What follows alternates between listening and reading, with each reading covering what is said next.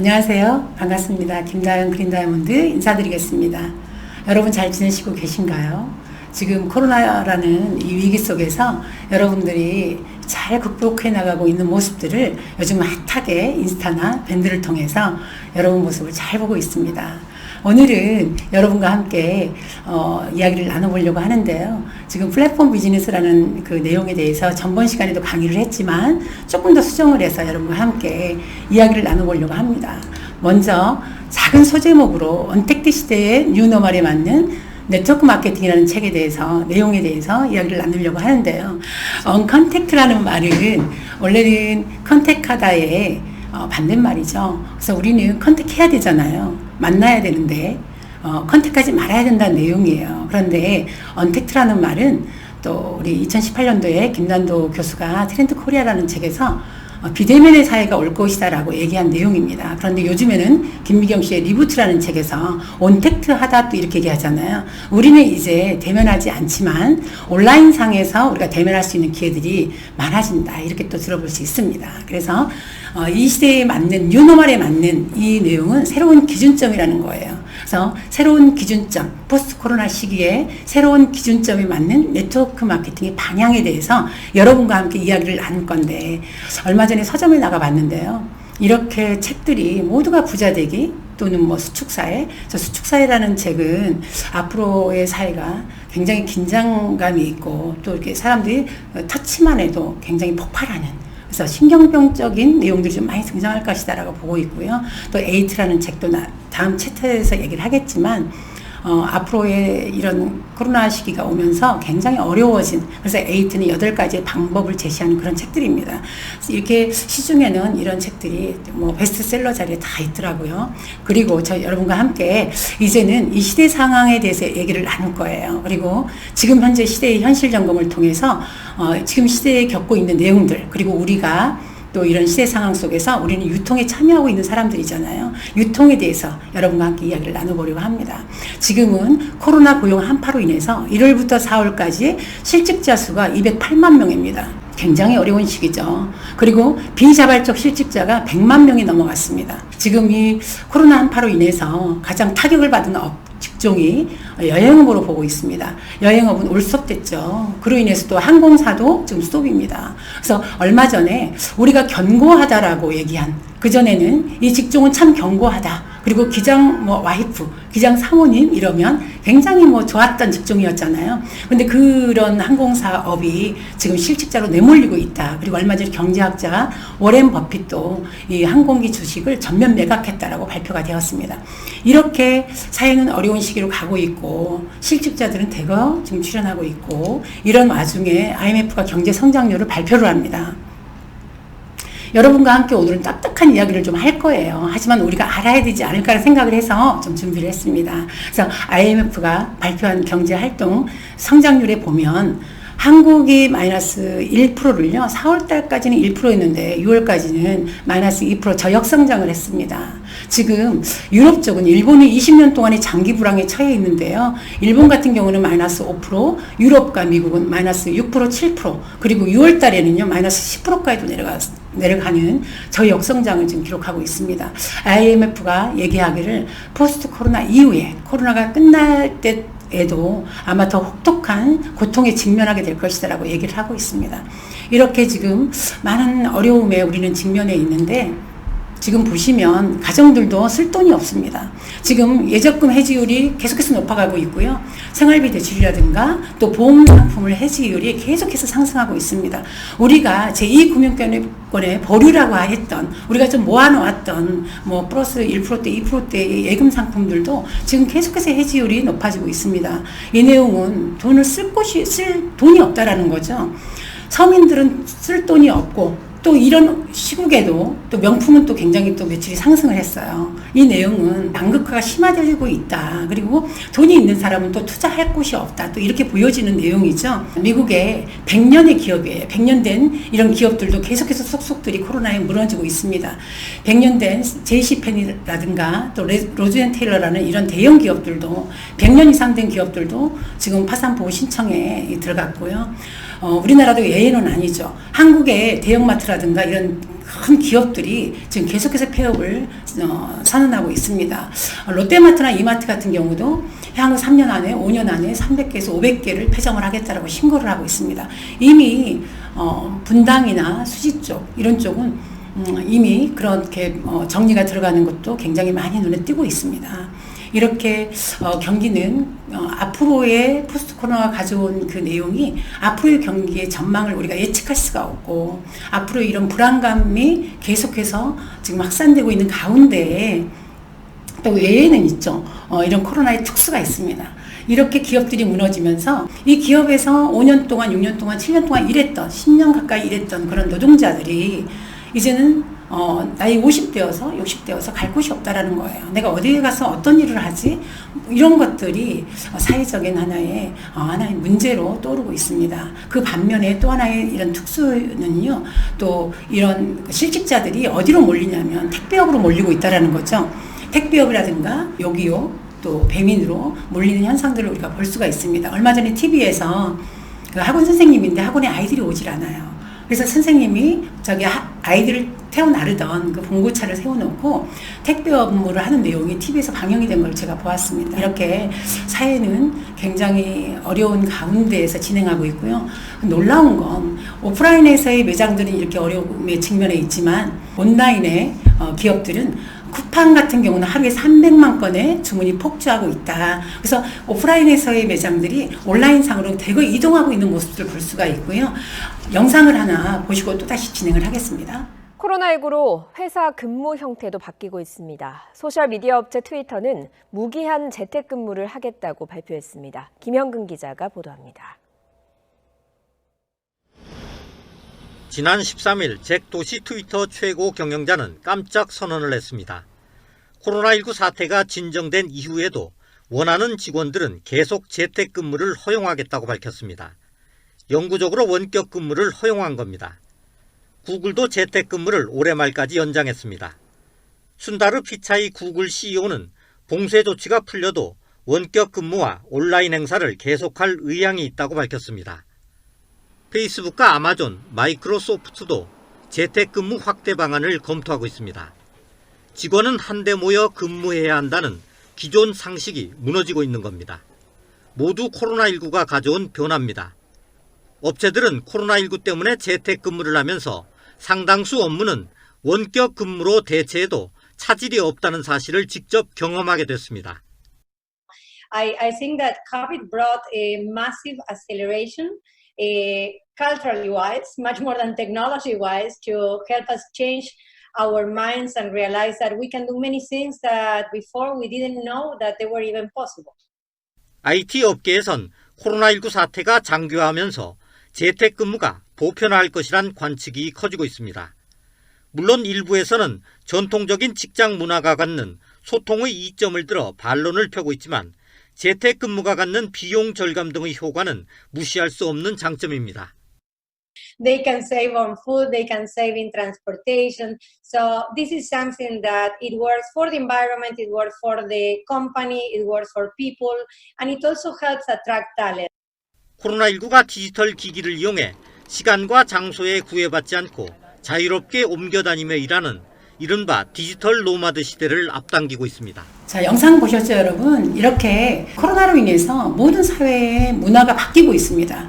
외국에는 재택근무를 시행하는 곳들이 유럽 쪽은 굉장히 많았어요. 내가 연봉이 좀 작더라도 재택근무가 혼용이 되어진 기업에서는 일하겠다라고 하는 사람들도 많았고요. 또 그런 기업도 많았습니다. 그런데 한국은 한국의 문화가 이런 사열 문화고 위계 문화고 또 직급 문화다 보니까 사람들은 모여서 일해야 되는 거지 온탁에서 소리를 탁 치고 좀 권위를 표현하면서 일하는 문화지 어떻게 재택근무가 되지? 라는 그런 의식들이 팽배해 있었는데 이런 코로나로 인해서 강제 재택근무가 시행이 되면서 해보니까 괜찮네, 능률적이네, 또는 효율적이네, 또 경비가 절감되네, 이러한 것들을 느끼고 있다라는 거예요. 그래서 그거는 기업도 느끼지만 개인도 느끼고 있다. 이러다 보니까 철저하게 능력 위주의 실력 위주를 평가받는 그런 사회로 가고 있다. 그래서 모두가 좀 예기치 않는 두려움에 떨고 있다. 이렇게 보여집니다. 그리고 이런 재택근무로 인해서 회사들이 밀집해 있는 그런 사무실이나 빌딩들 사이에 보면 가장 큰 타격을 받은 업체가 자영업들이죠. 이런 자영업들이 근무하지 않으니까, 학생들이 오지 않으니까 또 끝나고 나면 회식도 해야 되고 저녁도 먹어야 되고 또 점심도 장사가 되어야 되는데 가장 큰 타격을 받은 것이 자영업인 것 같습니다. 그래서 모두가 고통을 호소하고 있습니다. 사실 우리가 지금 코로나 이전에도 모두가 어렵다라고 했지 한 번이라도 경기가 좋아, 너무 좋아라고 한 적은 전 들어본 적이 없었던 것 같아요. 여러분도 들어보신 적이 있으신가요? 저는 코로나 이전에도 다 어렵다라고 했고 죽겠다를 호소했는데 그때 우리나라 경제 성장률이 IMF 통계 자료를 보면 2%대였었어요. 그런데 지금 재택근무를 비롯해서 홈스쿨링이라든가 우리가 사이버 대학, 온라인 수업이 지금 일반화돼 가고 있잖아요. 과거에는 홈스쿨링 한다, 또 사이버 대학이다, 그러면 저평가됐던 시절이 분명히 있었어요. 그런데 지금 코로나 이후로 이것을 다시 한번 보니까 굉장히 수준이 높았다라고 이렇게 평가가 되어지고 있습니다. 또 다른 하나는 홈코놈이라는 집이 단순히 주거 공간을 넘어서 휴식 공간의 레저를 즐길 수 있는 공간으로 확대되면서 집 안에서 다양한 경제 활동을 즐기는 것을 말하는데요. 예전에는 50이 넘어가고 60이 넘어가면 좀 집을 줄여야 된다, 규모를 줄여야 된다 이런 말들이 있었는데 지금은 오히려 집안에서 출근하지 않죠. 재택근무 이루어지죠. 온라인 수업이 이루어지죠. 또 온라인 수업을 하다 보니까 굉장히 많은 사람들이 굉장히 긴장해 있어요. 저도 이 온라인 오늘 이 강의를 준비하면서 굉장히 긴장하는, 왜냐하면 그냥 대면하고 강의하는 내용은 우리가 농담도 할 수 있고 사적인 얘기도 할 수 있지만 온라인으로 하는 수업이라든가 또 이런 강의는요 1시간 동안 2시간 동안 정말 실질적인 내용을 쏟아내야지만이 학생들을 또 여러분을 이 모니터 안으로 잡아 끌어안칠 수가 있다라는 거예요. 그래서 모두가 긴장해 있습니다. 이러다 보니까 어떤 일들이 벌어지냐면 집에서 근무하고 온라인 수업을 학교에 가지 않고 또 주부라든가 레저 활동이라든가 모든 것들이 이 주택 안에서 이루어지다 보니까 이혼율이 급증을 하고 또 폭력, 아동폭력, 가정폭력도 굉장히 노출돼 있고 이러한 것들이 사회적인 문제로 또 떠오르게 됩니다. 이러면서 사회의 문화는 굉장히 많은 것들이 변화되고 있고 드라이브 스루라든가 우리가 K-방역을 하면서 전 세계에 한국의 이상을 알렸잖아요. 그런데 이런 드라이브 방역으로 또 한 번의 우리 한국의 문화를 알렸는데요. 이렇게 또 새로운 문화가 정착이 됩니다. 드라이브 스루로 또 이렇게 결혼하는 모습, 졸업식 하는 모습, 장례식도 치르는 모습, 랜선 공연도 이렇게 그전에는 미스터 트롯이라든가 이런 것들이 또 투어를 했었는데 이렇게 공연을 합니다. 그런가 반면에 75년 역사상 UN 총회가 열리는데 9월 달에 정상들이 없이 열립니다. 자, 이 내용은 뭐냐면 2020년도는 이미 코로나에 잠식당했다. 이제 코로나는 끝나지 않는다. 그러면 우리는 코로나와 함께 갈 수밖에 없는데 그것도 김미경의 리부트에서 나오죠. 위드 코로나와 이제는 우리는 함께 갈 수밖에 없고 끝나더라도 더한 바이러스가 또 나올 것이다. 이렇게 보고 있습니다. 자, 이러한 반면에 지금까지는 현실 점검을 통해서 오프라인 안에서의 모든 것들을 여러분과 함께 이야기를 나눴어요. 지금부터는 이커머스에 대한 여러분의 가속화를 얘기를 나눠보도록 하겠습니다. 현실 세계 오프라인에서의 기업들이 온라인으로 이동을 하게 되면서 이커머스의 기업들의 대거 출현으로 라이브 커머스들이 등장을 하고요. 디지털 노마드 시대라고 합니다. 이제는 찾아다니면서 광고를 하고 그 자리에서 계산이 이루어지고 그 자리에서 주문이 이루어지는 그런 것들의 시대로 돌입을 했습니다. 그리고 이커머스들의 기업들이 이렇게 치열하게 전쟁을 벌이고 있습니다. 미국에서는 아마존, 그리고 한국에서는 네이버, 이런 대거 기업들이 이제 이렇게 전쟁을 벌이고 있는데요. 온라인상의 기업들은 매출들이 굉장히 상승하고 있죠.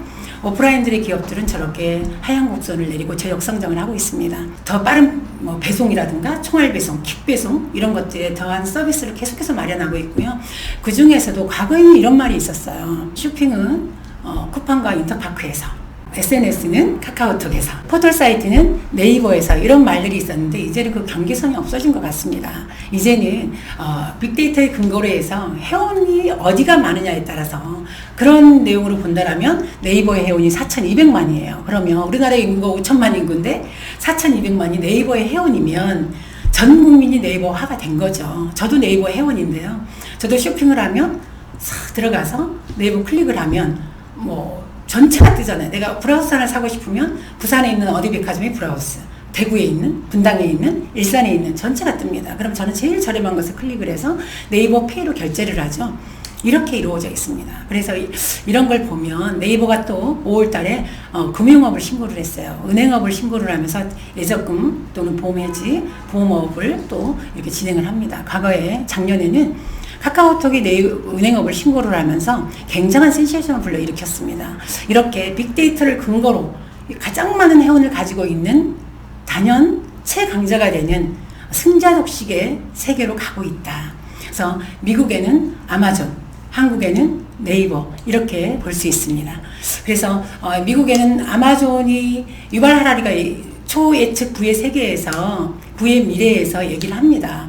앞으로 전 세계는 아마존이 이끄는 대로 살 것이다 라고 얘기를 합니다. 이렇게 우리가 아마존에 들어가서 쇼핑을 하잖아요. 그러면 우리에게 제가 이 쇼핑이 너무 좋았어요. 그럼 누구에게인가 추천을 하잖아요. 그럼 그 사람이 구매한 매출액에 대해서 4%가 저에게 들어옵니다. 쿠팡도 제가 누구에게인가 링크를 보내면 저한테 5,000원이 들어오잖아요. 모든 것들이 이렇게 네트워크로 진행이 되고 있다. 그리고 가장 또 요즘에 이커머스 기업 중에서 가장 눈여겨볼 것이 올마트의 약진을 볼 수가 있는데요. 올마트가 우리나라에서 나갈 때 저는 그렇게 생각을 했었어요. 아, 올마트 망했구나. 올마트는 안 되는구나 우리나라에서 이렇게 생각을 했었는데 이 코로나 기간 동안에 가장 큰 매출이 상승한 회사가 올마트예요. 그래서 올마트는 10년 전부터 준비하고 있었다는 거죠. 무엇을? 온라인을. 온라인 세계를 준비하고 있었고 로봇의 분야를 확대했었고 투자했었고 그래서 이렇게 준비하는 자만이 최강자가 될 수 있다. 이런 내용을 볼 수가 있습니다. 자, 4차 산업시대는 모든 것들을 바꿀 것이다. 우리가 어떤 생활을 바꾸는 것이 아니라 이런 판이 바뀔 것이다 라고 얘기합니다.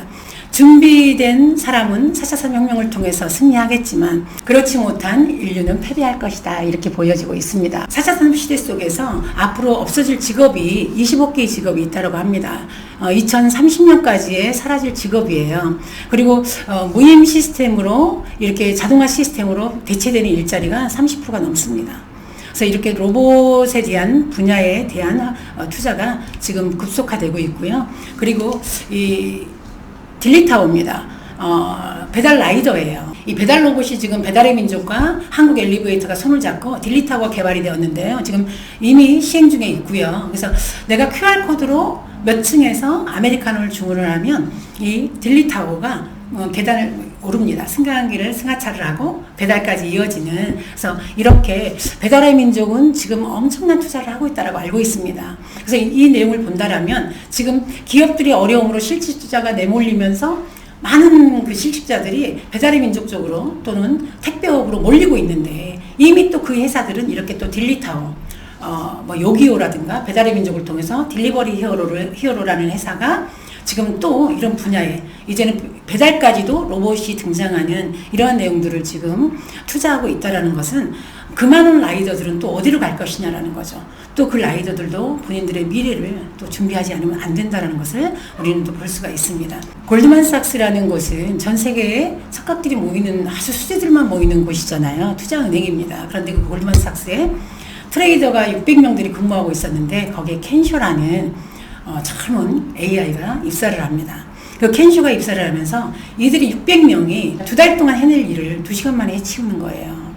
하루아침에 이 켄쇼는 먹지도 않습니다. 잠도 자지 않고 쉬지도 않습니다. 그 빠른 업무를 몇 시간 만에 해치우는 모습에 그 600명의 트레이더가 하루아침에 598명이 퇴직을 당합니다. 2명만이 이 켄쇼의 보조사원으로 채택이 돼요. 자, 이 내용만 보더라도 앞으로 우리의 사회가 4차 산업혁명 시대 속에서 얼마만큼 AI로 인간의 기능이, 인간의 설 자리가 없어질 것인가를 우리는 알 수가 있고요. 여러분 알파고 기억하시죠? 바둑을 우리 이세돌 구단하고 바둑을 겨뤘는데 알파고가 2승을 했습니다. 그리고 이세돌 구단이 한 번을 이겼어요. 그런데 이때는 그 프로그래밍을 모든 걸 데이터베이스에 깔고 대전을 했고요. 그리고 나서 중국으로 넘어가서 전 세계의 커제라는 바둑 왕이죠. 바둑 황제와 바둑을 겨뤘습니다. 그때는요, 이 프로그래밍을 다 지웠어요. 그리고 스스로 복제하고 스스로의 능력으로 바둑을 두었는데 3승 4리 이겼습니다. 그때 커제가 저렇게 눈물을 흘리고 있는 모습이에요. 이해할 수가 없고 받아들일 수가 없는 충격 속에 빠진 거죠. 알파고가 69전 68승을 했습니다. 딱 한 번 졌죠. 누구에게? 이세돌에게. 이렇게 4차 산업 속에서 이렇게 인간이 이제는 로봇에게, AI에게 많은 것들을 내어주고 있습니다. 다보스 포럼에서 앞으로 500만 개의 직종이 사라질 것이고 우리나라에서만 앞으로 6년 안에 65%의 직종이 인공지능에게 대체될 것이다 라고 얘기를 하고 있습니다. 이렇게 4차 산업의 혁명과 네트워크 마케팅의 거대한 변화의 중심에는 플랫폼이 있습니다. 여러분, 우리가 시중에서 지금 굉장히 유튜브를 보더라도 플랫폼 하잖아요. 그런데 뭔지도 잘 모르시는 분들도 계시지만 요즘에 많이 아실 거예요. 그래서 플랫폼은 기차역을 얘기하지만 과거에 재래시장 가서 물건을 구입하면 그곳이 플랫폼이었었어요. 마트에 가면 마트가 플랫폼이고 요즘엔 호모사피엔스가 아니라 포노사피엔스라고 얘기하잖아요. 이 폰 안에 모든 것들이 들어있잖아요. 이 폰이 플랫폼인 거죠. 자, 이렇게 플랫폼 기업들이 출연하게 되고 이런 말들의 어원은 2007년도에 애플에서 스마트폰을 출시하면서부터 시작이 되었는데 이때 구글이 사태 파악을 하고요. 200년대 네덜란드의 최강자, 그때 당시에 핸드폰의 최강자였죠. 노키아를 찾아가서 우리가 그에 대응하는 것을 만들어 보자라고 했어요. 그때 노키아는 일시적인 유행일 것이다 라고 얘기를 하고 거절을 했죠. 그때 구글이 삼성과 손을 잡습니다. 그래서 2010년도에 삼성 갤럭시가 출시가 되면서 우리나라가 전 세계 IT 강국으로 출발을 하게 되었고요. 세상은 이렇게 판이 바뀌었어요. 어떻게? 한국, 미국, 중국으로 이렇게 판이 바뀌는 4차 산업이 시작이 됩니다. 자, 4차 산업의 혁명은요. 빈부격차라든가 환경 문제, 그리고 자원 고갈, 또 고용 성장, 청년 실업 등의 문제들을 기업들이 내놓았어요. 하지만 기업들이 이것을 해결해야 되는데도 불구하고 해결하지 못했어요. 그래서 기업이 갖고 있는 시장의 권력이 이동을 합니다. 어디로? 소비자에게로. 이제 소비자를 많이 갖고 있는, 회원망을 많이 갖고 있는 기업이 승리자고요. 이렇게 이동한다라는 것은 혁명이다라고 얘기하고요. 그래서 유통의 혁명이 일어나고 있다라고 보여줄 수 있습니다. 이렇게 기업들도 현실에서 가상으로 옮겨집니다. 오프라인에서 온라인으로. 이제는 모든 것이 이동하는 이 시기에 이르렀다라는 거죠. 자, 이렇게 보시면 현실에서 가상으로 이동하고요. 물질이 정보가 되고 또 내 소유가 공유로 이동이 됩니다. 초연결 사회의 모바일 플랫폼 시대로 공유, 연결, 이동이 되면서 이제 사회는, 기업은 이렇게 변화하고 있는 거대한 플랫폼이 시작이 되었다라고 볼 수 있습니다. 영상을 하나 보시고 또 시작하겠습니다. 10년도 채 안 되어 기업 가치가 10조 원에 달하며 전통적인 숙박 서비스업을 태풍처럼 빨아들이고 있는 에어비앤비.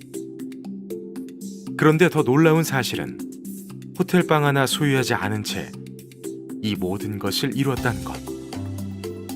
스마트폰 기반 차량 서비스 기업 우버는 5년도 안 되어 5조 원 이상의 기업 가치가 되었다.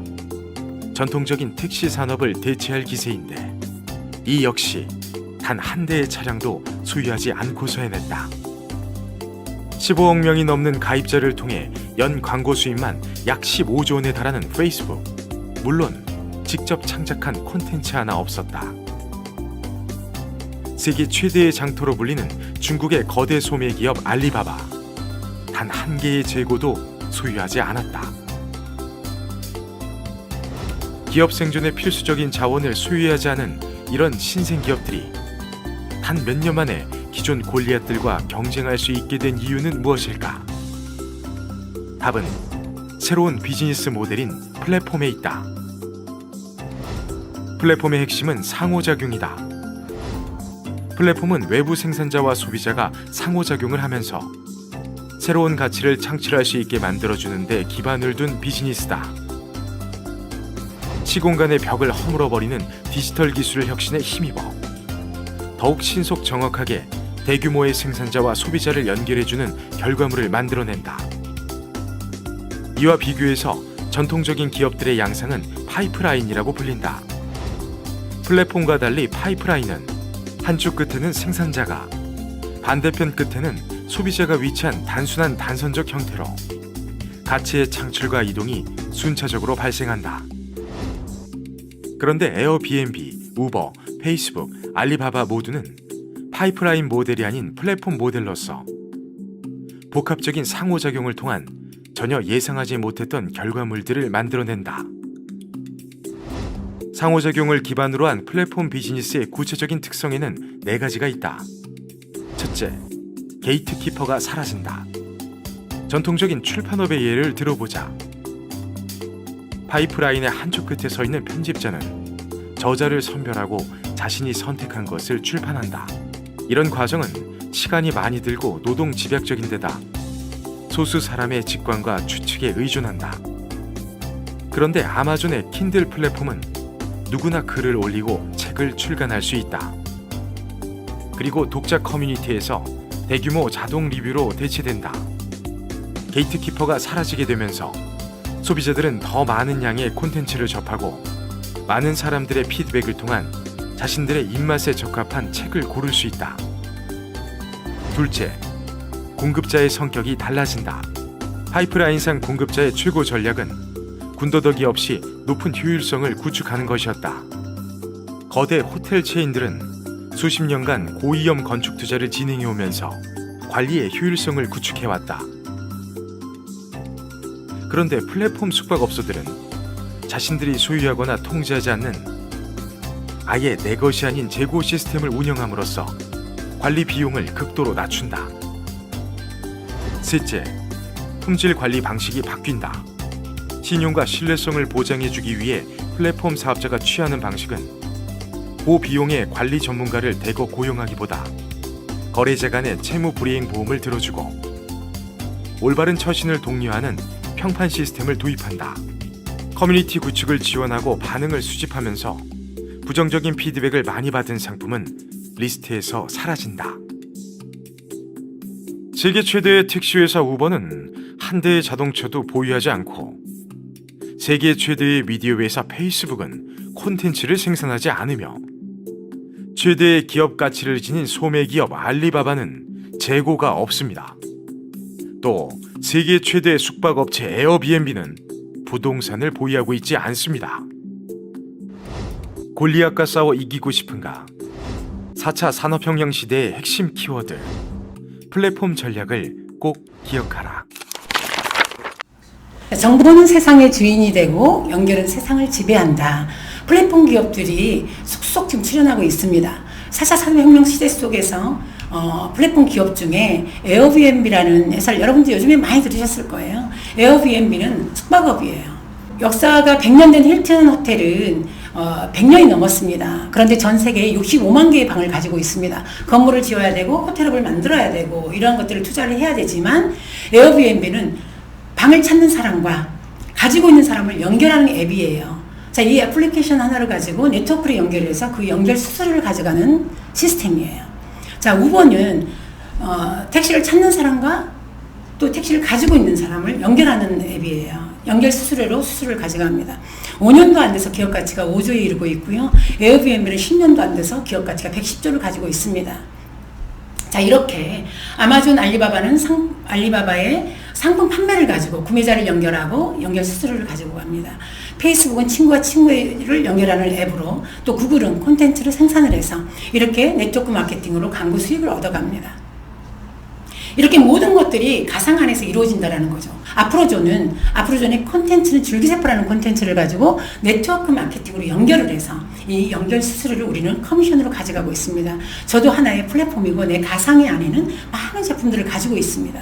이제 이렇게 우리는 플랫폼 기업 안에서 플랫폼을 또 시행하는 이런 하나의 프로슈머로서 우리 사업을 진행해 나가고 있습니다. 자, 네트워크 마케팅과 플랫폼 비즈니스는 이렇게 플랫폼이라는 개념을 가지고 이해하시면 될 것 같습니다.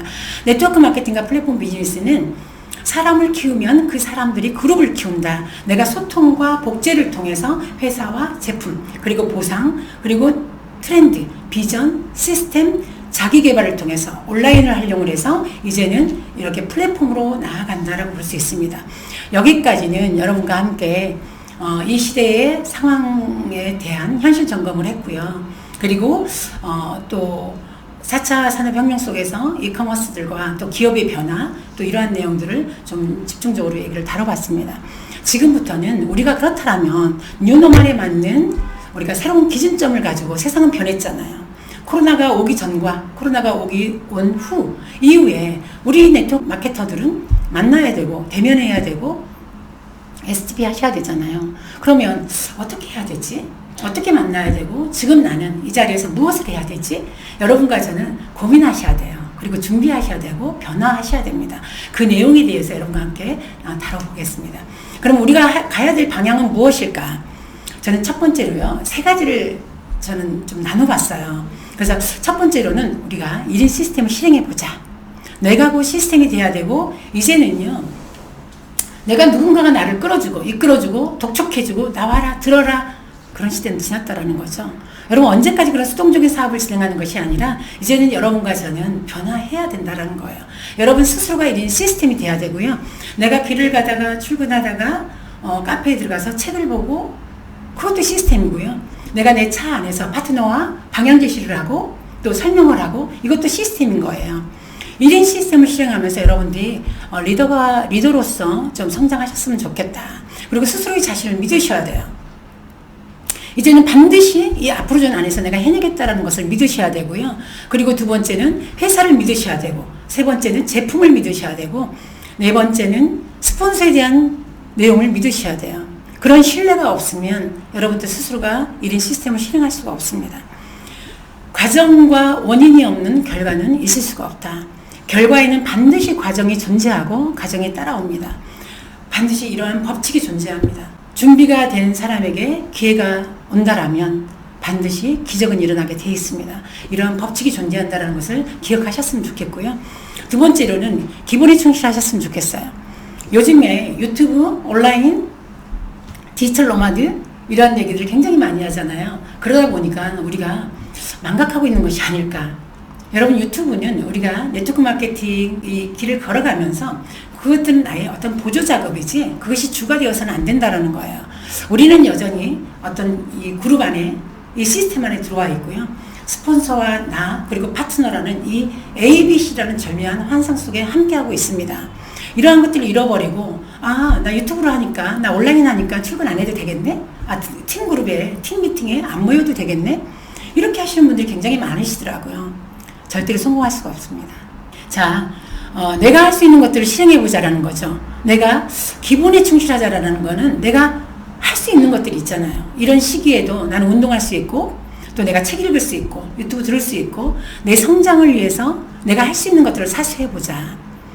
그냥 주어진 하루를 사는 것이 아니라 만들어서 살자라는 거예요. 하루 24시간을 내가 만들어서 보내고, 또 그러한 습관을 바꿔보고, 이렇게 한번 내가 나 자신을 이런 기본에 충실한 내용을 가지고 우리가 이런 코로나 시기에 나를 한번 변화시켜보자. 그래서 이제는 더 이상 수동적인 내용이 아닌 적극적인 내용으로, 저는 이 기본이라는 말을 너무나 좋아합니다. 저는 과거에 어려운 기간들이 굉장히 많았었죠. 여러분도 아시는 분도 계시겠지만 20년 동안 이 길을 걸어오고 있습니다. 회사가 문을 닫았던 시대도 있었고, 또 절망감에 빠진 적도 있었고, 고통 속에 있었던 적도 분명히 있었어요. 저는 그런데 그때마다 누구를 탓하거나 절망하거나 포기하거나 했던 것이 아니라, 그때마다 제가 첫 번째 했던 것이 운동이었던 것 같아요. 늘 운동을 하고 무게를 들었고 헬스를 했고, 그리고 또 항상 산책을 통해서 생각을 하고 이랬던 그 기본이 저를 지금까지 지탱해 주었던 것이 아닌가라는 생각을 또 해봅니다. 그래서 브라이언 트레이시라는 분이 말합니다. 최소 21일 동안 동일한 행동을 반복했을 때 그것이 습관으로 자리 잡을 수 있다. 아리스토텔레스도 얘기를 합니다. 탁월함이란 행위가 아닌 습관이다라고 얘기합니다. 자, 이렇게 우리가 기본에 충실한 것은 나의 습관을 바꾸는 일입니다. 생각을 바꾸고 언어를 바꾸고 행동을 바꿨더니 운명도 바꿔지는 일들이 벌어지는 것입니다. 우리가 기본에 충실하는 여러분들 되셨으면 좋겠고요. 세 번째로는 전문가가 되셨으면 좋겠습니다. 소비자는 변했습니다. 소비자의 니드도 변했고, 소비자들이 이제는 우리보다도 똑똑합니다. 그리고 이제는 한번 쓰니까 한번 써봐. 한번 와서 들어봐. 이런 거야. 이렇게 던지기에는 이제는 소비자들이 굉장히 퀄리티가 좀 있죠. 그리고 굉장히 달라졌죠. 가끔 유튜브나 이런 사업 설명을 보면요, 우리 회사 제품은 싸다. 오로지 싸는 거로 정말 대시하시는 분들이 너무나 많으세요. 싸기 때문에 했고, 우리는 싸다. 정말 가성비 얘기하는 그런 분들이 너무나 많으신데, 싼 거를 얘기하시면요, 쿠팡도 싸고요, 네이버도 싸고요. 여러분 온라인으로 들어가면요, 정말 싸고 좋은 것들이 너무나 많습니다. 이제는 소비자의 질이 높아졌어요. 소비자들이 싼 것을 원하는 것이 아니라 이제는 가성비는 2016년도에 김난도 교수가 트렌드 코리아는 책에서 또 얘기를 했던 내용들인데요. 그러다가 가심비, 이제는 나심비로 가고 있습니다. 효과가 없으면 사용하지 않습니다. 조금 더 돈을 주더라도 난 이것이 나에게 효과가 있는 제품들을 원하고요. 90년대의 그 내용처럼 우리나라가 후진국도 아니고 이제는 무언가가 그럴싸한 것들, 효과를 내가 볼 수 있는 것들을 원하는 그런 시기를 가고 있다. 고객의 니즈는 이렇게 변했고 소비자의 욕구도 다양해졌습니다. 소비자들은 옮겨가죠. 조금 더 싸다, 조금 더 좋다라고 한다면, 싼 것으로만 대시한다면 얼마든지 소비자는 이동할 수밖에 없다라고 볼 수가 있습니다. 자, 불안한 시대입니다. 우리는 소비자에게 이야기해줘야 되고 그들에게 어떤 것들을 우리가 보여줘야 되냐면 싸다라는 것을 보여줄 것이 아니라 그들의 현실 점검을 해주셔야 된다고 생각을 해요. 그들이 불안해하는 것, 그들이 원하는 것, 내 노후에 대한 불안감, 또 내 추가 소득에 대한 불안감, 지금 하고 있는 일에 대한 불안감, 굉장히 현실 속에서의 이 불안한 것들의 키워드를 터치를 하시고요. 그러한 것들에 대해서 내가 답을 해줄 수 있는 전문가가 되셔야 돼요. 그들이 원하는 것들을 내가 답을 해줄 수 있는 전문가가 되셔야 되는데 내가 모른다라는 거예요.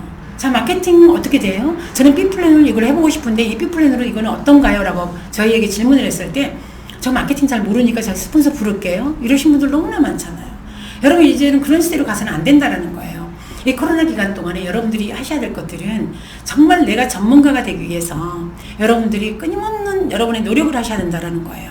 얼마트의 약진처럼 10년 전부터 준비하고 있었다라는 거예요. 오프라인을 기반으로 성장한 회사지만 온라인을 옴니 채널로 나갔을 때 유통의 최강자가 될 수 있는 그것처럼 우리도 그렇게 준비하셔야 되고 그렇게 최강자가 될 수 있는 겁니다. 그래서 우리가 이제는 이런 어떤 시스템 소득이라든가 권리 소득, 이런 인세 소득에 대해서 이 개념을 정확히 알지 못하면 이런 시기에 그들은 분명히 도태될 수밖에 없다라고 말씀드릴 수 있습니다. 우리가 전문가가 된다라는 것, 프로가 된다라는 것, 그 분야에 나는 내가 최고가 된다라는 것, 내가 과연 이 분야에서 나는 탁월한가? 내가 최고인가? 나를 대체할 능력이 갖춘 사람이 없는가? 여러분 그런 것들을 바라보셔야 되고요. 그 부족한 것들을 내가 메꿔 나가실 줄 아셔야 된다는 거예요. 내가 본 앞으로존의 비전은 저는 이렇게 바라보고 있어요. R&D 기술력을 바탕으로 해서 원료, 제조, 공정, 유통까지 원스톱 시스템으로 이루어져 있습니다. 2015년, 12년도에 초라하게 시작을 했습니다. 그 다음 해부터 글로벌로 지사가 나가기 시작을 했고요.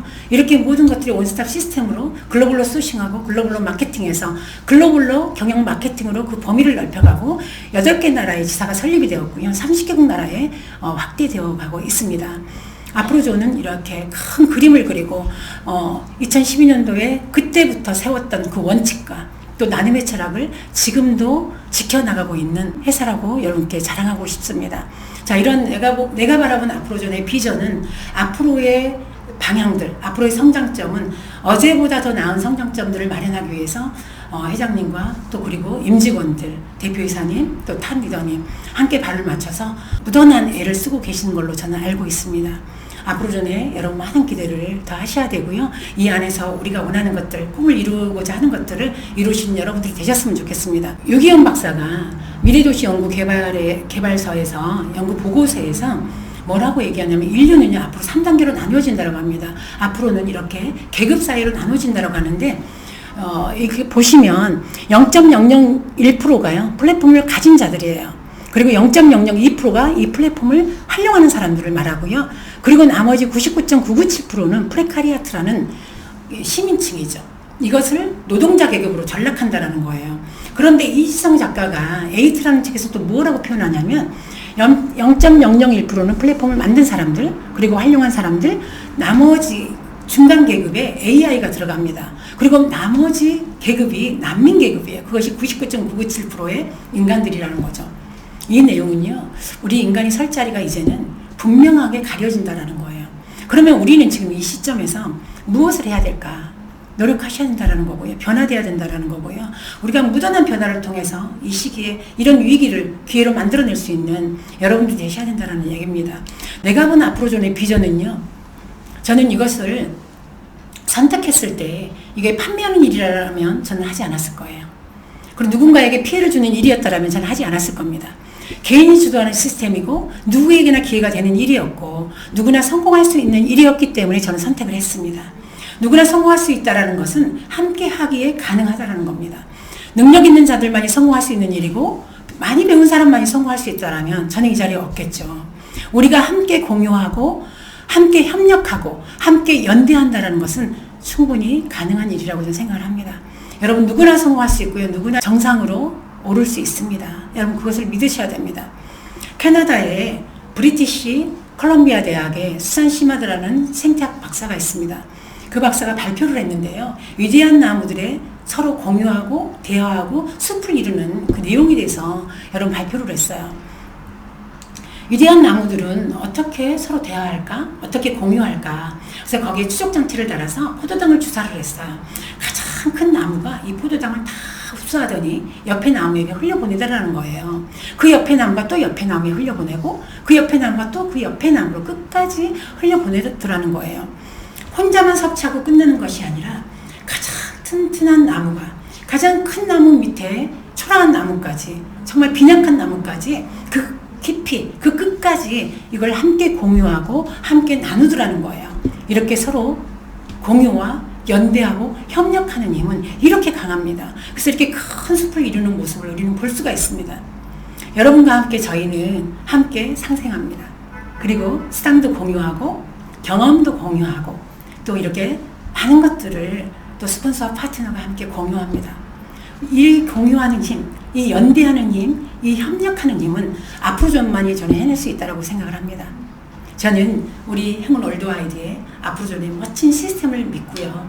또 탐리더님, 대표이사님, 회장님을 또 함께 공유하면서 멋진 회사로 거듭날 것을 믿습니다. 여러분 영상을 지금까지 잘 들어주셔서 감사합니다.